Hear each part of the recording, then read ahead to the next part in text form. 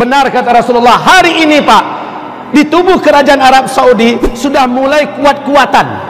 Ini sudah mulai membuat kubu, ini membuat kubu, dan duit bermain.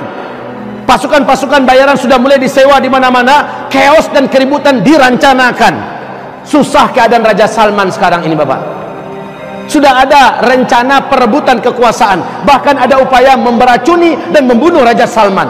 Padahal nggak pun dibunuh, beliau sudah sangat tua, beliau sudah sangat sepuh, dan sudah ada penyakit-penyakit permanen di tubuhnya.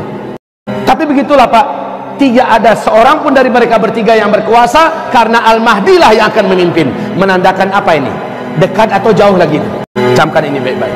Kaum muslimin, Rasulullah bersabda, saat Al-Mahdi muncul, kalian sudah kembali seperti zaman sekarang, kata Nabi.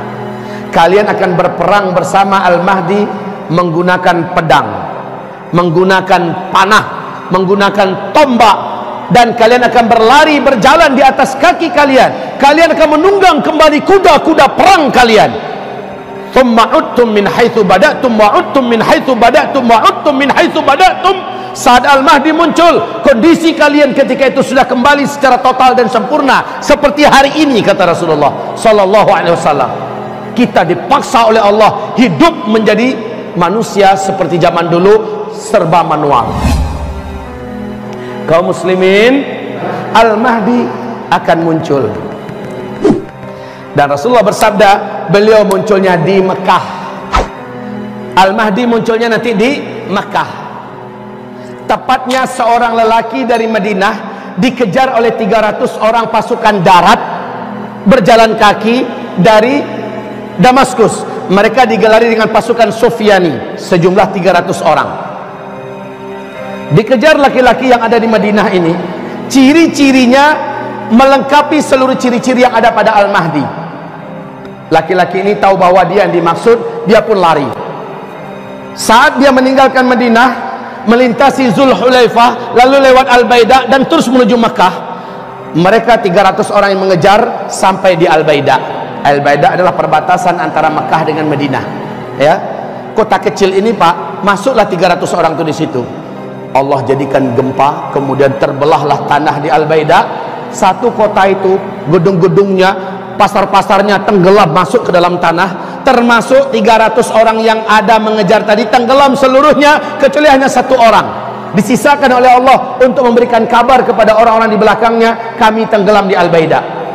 Maka penduduk Mekah tahu bahwa penduduk masyarakat yang ada di Al-Baida sudah tenggelam. 300 pasukan yang mengejar seorang lelaki yang lari ke Mekah juga sudah tenggelam di Al-Baida. Maka pahamlah penduduk Mekah, laki-laki yang dikejar itu menurut hadis itulah Al-Mahdi. Penduduk Mekah segera menyebar mencari mana laki-laki tersebut, karena ciri-cirinya dijelaskan lengkap oleh Nabi. Dengan sangat mudah lelaki ini akhirnya ditemukan. Ternyata laki-laki ini ditemukan sedang tawaf Pak. Sedang tawaf, karena adabnya kalau masuk Mekah tawaf kudum dulu kan.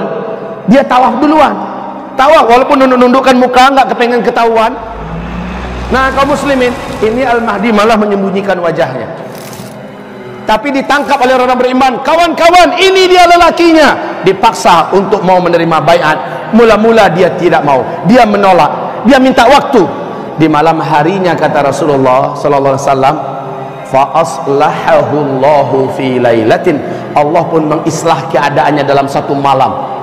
Al-Mahdi yang sebenarnya memang dialah Al-Mahdi tidak mau, sebenarnya dia tidak mau, tapi Allah kuatkan hatinya dalam satu malam sehingga dia besoknya siap untuk dibaiat. Allah jadikan dia memiliki kemampuan kepemimpinan yang sebelumnya dia tidak punya. Aslahahullahu fi lailah. Allah berikan dia bekal-bekal kepemimpinan. Allah berikan bagaimana cara menyatukan dunia, bagaimana cara menaklukkan musuh-musuh, bagaimana cara bla bla bla diajarkan oleh Allah dalam satu malam. Fa aslahahullahu fi lailah.